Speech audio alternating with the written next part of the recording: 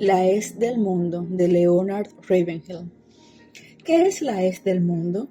Primera de Corintios 4:13.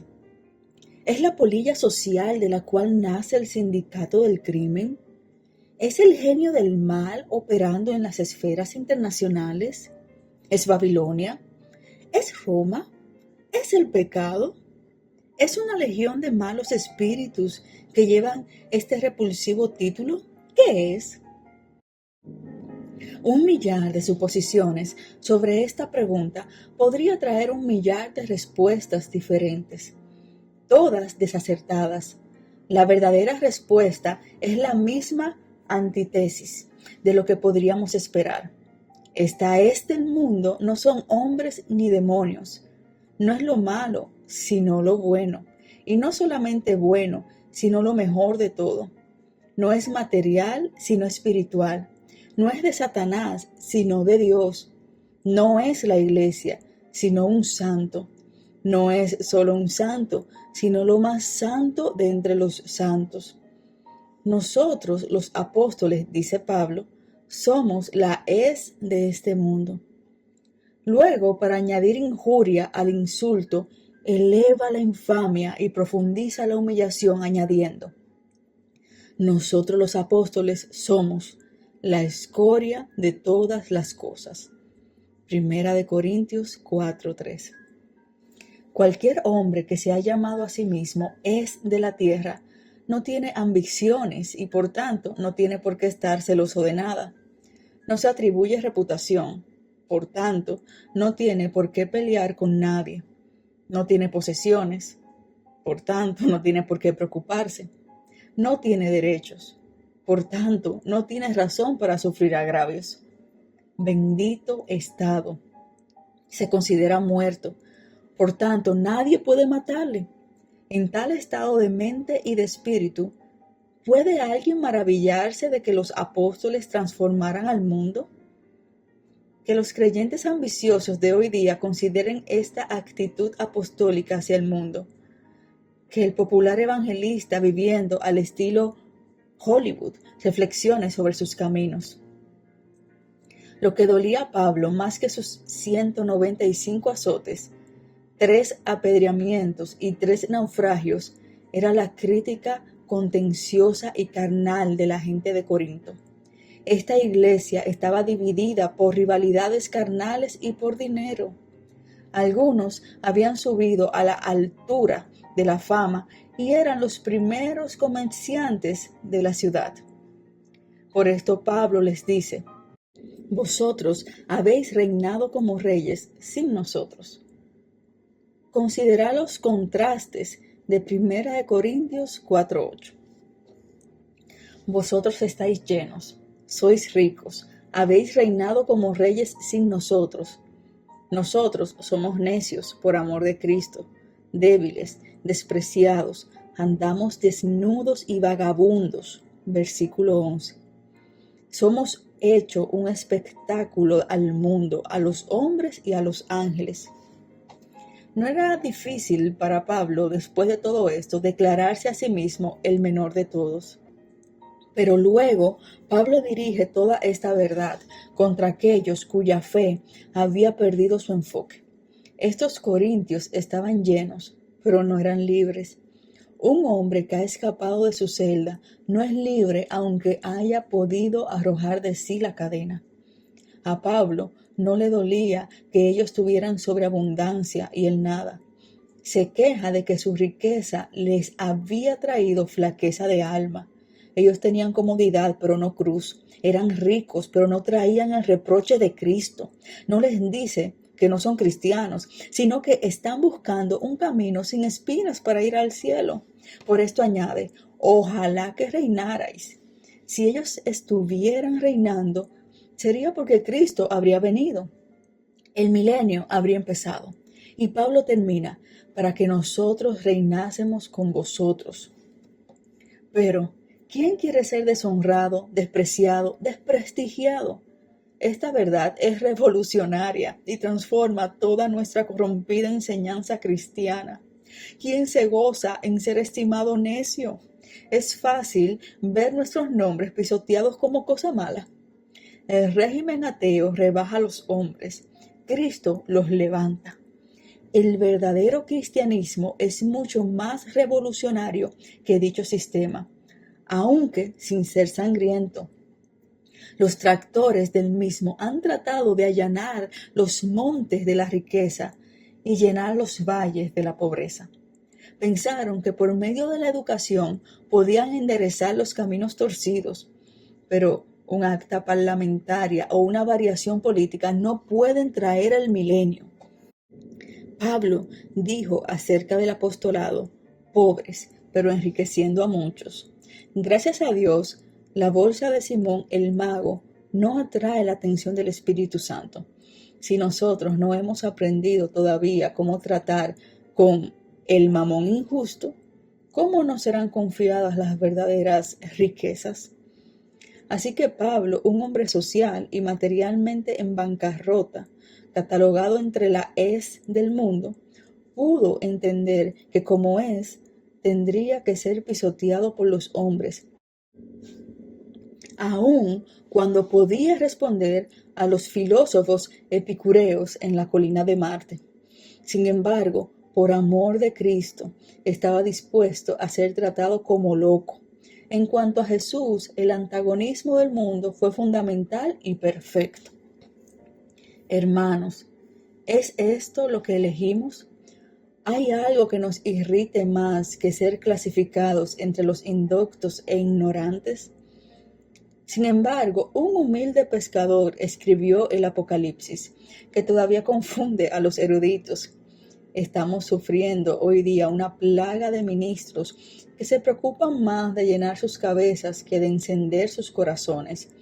Si un predicador tiene inclinaciones por la cultura, que obtenga sus grados antes de entrar en el ministerio, pues cuando se encuentre ocupado en una labor tan importante, 24 horas al día no le serán suficientes para llevar los nombres de su rebaño ante el gran pastor y prepararles su alimento. El hecho es que las cosas espirituales tienen que ser discernidas espiritualmente, no psicológicamente. Ni Dios ni sus juicios han cambiado. Todavía es su prerrogativa esconder las cosas de los sabios y entendidos y revelarlas a los niños. Y los niños, hermanos, no tienen intelectos colosales. La iglesia de esta hora se envanece a cada momento con los altos títulos de sus ministros. Pero paraos un momento, antes de envaneceros en la carne. Estamos teniendo una época muy baja en nacimientos espirituales y el diablo no se asusta, hermano Apolos, de tu catarata de palabras elocuentes. La línea de demarcación entre el mundo y el cristianismo es bien distinta y significa descrédito. Los peregrinos de Juan Bonján, pasando por la feria de vanidad, eran todo un espectáculo. Su vestido, palabras, intereses y sentido de los valores se diferenciaban enteramente de la gente mundana. ¿Son así nuestras vidas hoy? Durante la última guerra, un general inglés dijo: tenemos que enseñar a nuestros hombres a odiar, pues si no odian, no lucharán. Hemos oído mucho, aunque no lo suficiente, respecto al amor perfecto, pero también necesitamos conocer el airaos y no pequéis. El creyente lleno del Espíritu aborrecerá la iniquidad, la injusticia, la impureza y luchará contra todas estas cosas. Porque Pablo odiaba al mundo, el mundo odiaba a Pablo. Nosotros necesitamos también esta disposición a la oposición. Stanley escribió su África Oscura y el general Booth su Inglaterra Oscura en medio de las masas aplastante oposición. El primero vio los altos e impenetrables bosques con sus rugientes leopardos, sutiles serpientes y habitantes de las tinieblas.